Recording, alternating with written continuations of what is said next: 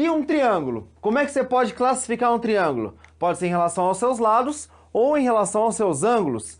Se o cara tiver os três lados de mesma medida, do grego, equi, igual, látero, lados, três lados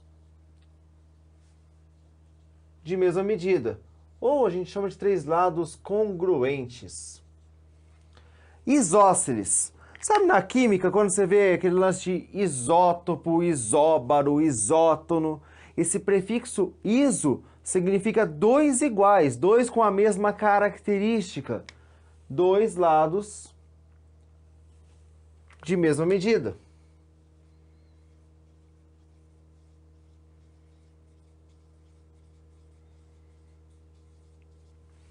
E se ele tem os três lados diferentes,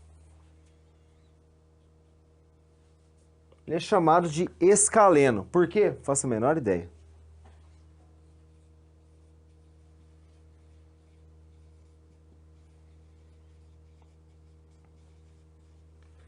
Em relação aos ângulos, o cara tem um ângulo reto, é um triângulo retângulo.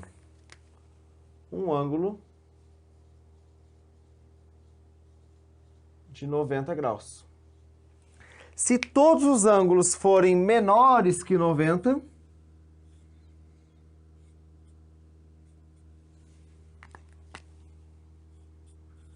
ele é acutângulo.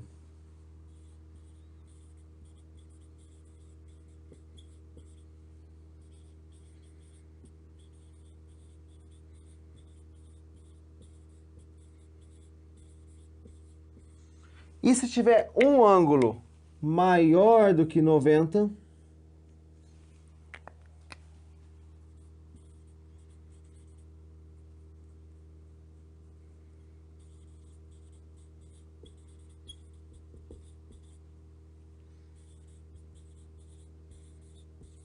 ele é chamado de obtusângulo.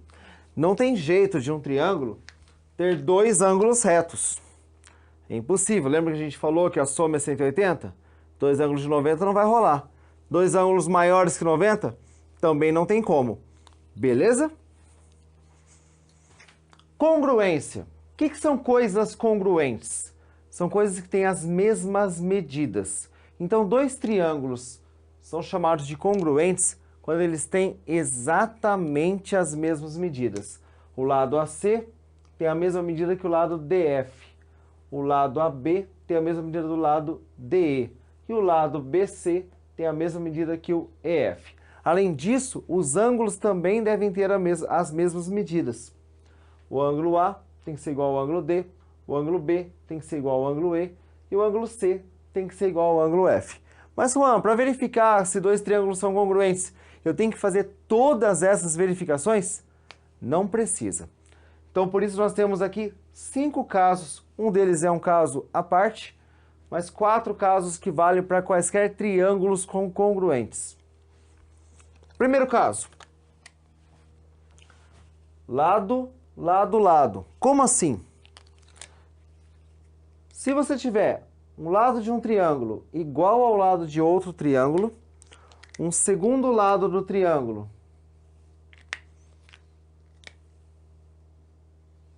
igual ao segundo lado do outro triângulo, e o terceiro lado do triângulo igual ao terceiro lado do outro triângulo, então você garante a congruência, garante que eles são exatamente com as mesmas medidas, inclusive dos ângulos. Este ângulo será igual a esse ângulo será igual a esse, e esse ângulo será igual a esse. Lado, ângulo, lado. Um lado igual ao outro. Um ângulo igual ao ângulo do outro triângulo. Um lado igual ao outro. Observe que esse ângulo está entre os dois lados conhecidos. Ângulo, lado, ângulo. Ângulo, lado e o ângulo.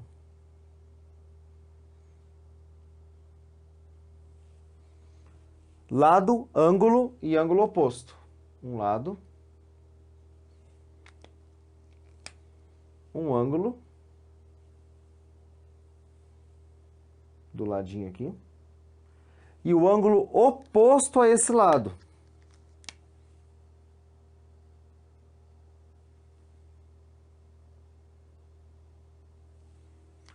E o caso especial, que ocorre somente nos triângulos retângulos. Então, eu já sei que é um triângulo retângulo. O cateto de um triângulo é igual ao cateto do outro triângulo. E a hipotenusa de ambos os triângulos tem a mesma medida. Beleza? Esses são os 5 casos de congruência. Quando nós falamos que duas figuras são congruentes, elas têm as mesmas medidas, duas figuras semelhantes têm medidas proporcionais. Então, se dois triângulos são semelhantes, os seus ângulos correspondentes devem ter a mesma medida, as mesmas medidas, devem ter as mesmas aberturas, porém, os seus lados devem ser proporcionais. E aí, o AB sobre o DE, o AC sobre o DF, o BC sobre o EF, gera sempre uma constante, chamada constante de proporcionalidade.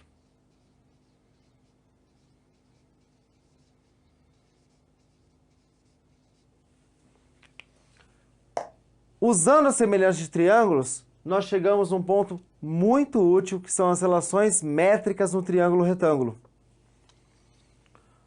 Quadrado de um cateto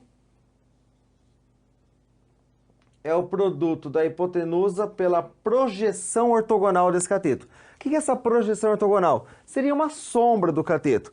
A sombra do cateto B sobre a hipotenusa gera o segmento M. Tá? Se todos os pontos do cateto B caírem sobre a hipotenusa perpendicularmente, vão gerar o segmento M.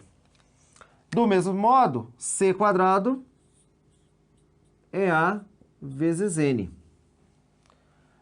Hipotenusa vezes altura é um cateto vezes o outro cateto. E altura ao quadrado é o produto das projeções. Todas essas relações são demonstráveis usando a semelhança de triângulos. Por quê? Esse aqui é um ângulo reto. E aqui é um ângulo alfa, por exemplo. Esse ângulo aqui é 90 menos alfa. Alfa 90, 90 menos alfa. Se tudo isso aqui é 90, então esse cara aqui mede alfa.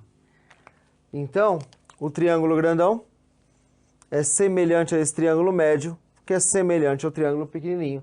Mas eu não vou demonstrar essas relações para vocês. Elas são demonstráveis usando a semelhança de triângulos. Se você juntar essas duas relações,